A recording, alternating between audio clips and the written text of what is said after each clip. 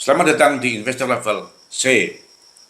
Kami coba sharing aspek fundamental dari sisi yang berbeda dan dengan cara yang beda agar teman-teman bisa tetap tidur tenang meskipun banyak badai di bursa. Tonton sampai habis ya. Semangat sehat teman-teman investor level C, investor yang fokus pada karakter pemegang saham pengendali. Pada hari ini, di tengah-tengah bulan Ramadan tahun 2024, pasar saham sedang heboh dengan implementasi full call auction atau FCA, yaitu pembentukan transaksi saham atas dasar volume terbanyak yang matching antara permintaan dan penawaran. Namun, tanpa menginformasikan yang detail, rincian kekuatan dari permintaan dan penawaran. Sebelumnya, pada pasar saham yang telah kita kenal, transaksi terjadi karena adanya kesepakatan harga dengan informasi rincian detail antara kekuatan permintaan dan penawaran. Lalu, bagaimana dengan kebijakan full call auction? Yuk kita pahami lebih lanjut. Full call auction atau FCA dilakukan atas dasar akumulasi permintaan dan penawaran pada setiap sesi yang paling besar volumenya yang matching. Perhitungan volume dilakukan secara kumulatif dengan ketentuan volume setiap permintaan order beli pada setiap tingkat harga diakumulasi dari harga tertinggi ke harga terendah. Volume order jual pada tiap tingkat harga diakumulasi dari harga terendah ke harga tertinggi. Namun, rincian detail setiap harga dan penawaran tidak disampaikan secara terbuka. FCA mulai berlaku pada tanggal 25 Maret 2024 dengan hasil kecenderungan harga saham emiten dalam pemuatan khusus menjadi semakin boncos. Saya coba ambil sampel dari beberapa emiten yang harga sahamnya Rp50, yang merupakan pertama emiten yang belum lama listing, yang kedua emiten BUMN, yang ketiga emiten anak usaha BUMN, dan yang keempat emiten milik Menteri BUMN. Dengan hasil sejak implementasi FCA pada tanggal 25 Maret 2024, rata-rata cenderung selalu ARB setiap hari. Lalu mengapa FCA ini bisa diimplementasikan? Sesuai dengan sosialisasi dari BEI, ada 3 alasan pertimbangan implementasi dari FCA ini. Dengan ujung-ujungnya tujuannya untuk melindungi investor retail. Hal ini menurut saya cukup wajar karena BEI adalah pengelola pasar yang tentu ingin pasarnya selalu ramai. BEI tidak ingin mati suri seperti mal-mal di kota besar. Namun, apakah hal tersebut memang untuk melindungi investor retail? Yuk kita buktikan. Saya coba hitung 5 emiten di harga Rp50 yang terdiri dari emiten yang belum lama listing, anak usaha BUMN, dan emiten milik Menteri BUMN dengan rencana exit strategi.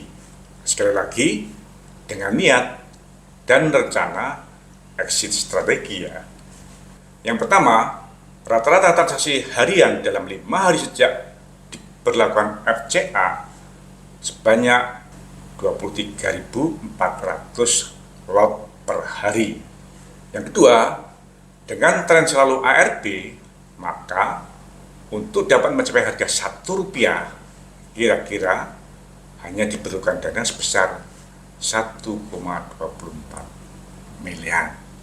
Dengan asumsi volume transaksi setiap hari sebanyak 23.400 lot. Dan yang ketiga, dengan adanya FCA, maka apabila PSP, pemegang saham pengendali, berniat melakukan exit strategi dengan tren penurunan saham ARB dan volume transaksi harian proporsional setiap hari sesuai dengan jumlah saham yang dipegang oleh retail, maka hasil skenario saya menunjukkan misalnya emiten dengan kode CBRE listing tanggal 9 Januari 2023 di harga Rp108. CBRE bisa mengkolek dana IPO sebesar 738 miliar.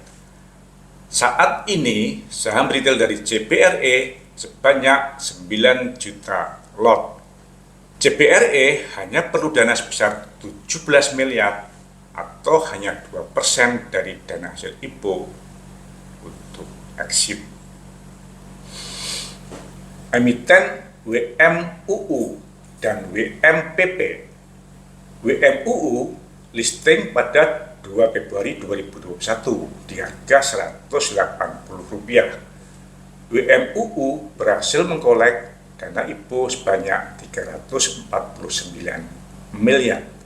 Saat ini saham retail sebanyak 39 juta lot hanya memerlukan dana exit sebesar 72 miliar atau 21% dibandingkan dengan dana yang berhasil dikolek saat IPO.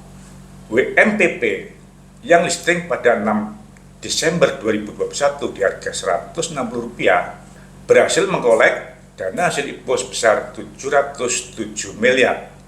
Saat ini retail memegang saham WMPP sebanyak 94 juta lot, sehingga untuk exit WMPP hanya memerlukan dana sebanyak 171 miliar atau sebesar 24% dari dana yang berhasil dikolek saat listing. Rasio dana exit masih tinggi karena jumlah saham retail saat ini di atas 200% dibandingkan dengan jumlah saham retail saat listing. Artinya, setelah IPO sampai saat ini, pemegang saham pengendali telah melepas sahamnya lebih banyak dibanding saham yang diterbitkan pada saat IPO. Emiten dengan kode WSBP listing pada tanggal 20 September 2016 di harga Rp490. WSBP bisa mengkolek dana retail sebanyak 5,17 triliun. Saat ini retail memegang saham WSBP sebanyak 328 juta lot dan untuk exit WSBP hanya memerlukan dana sebesar 598 miliar atau hanya 12% dibandingkan dengan dana yang berhasil dia kolek saat listing. Rasio exit dari WSBP juga masih cukup tinggi karena jumlah saham retail saat ini sebanyak lebih dari 300% dibanding dengan jumlah saham saat IPO.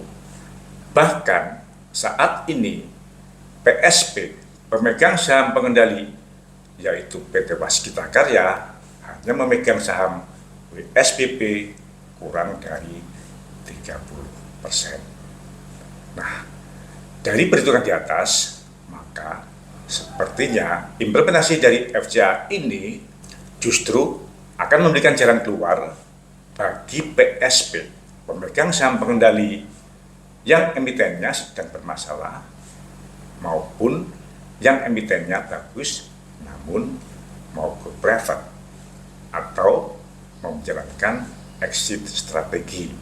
Nah, bagaimana tidak? Rasio dana untuk exit dengan metode FCA jauh lebih kecil dibandingkan dengan ketentuan OJK untuk emiten yang harus membeli pada harga saat IPO.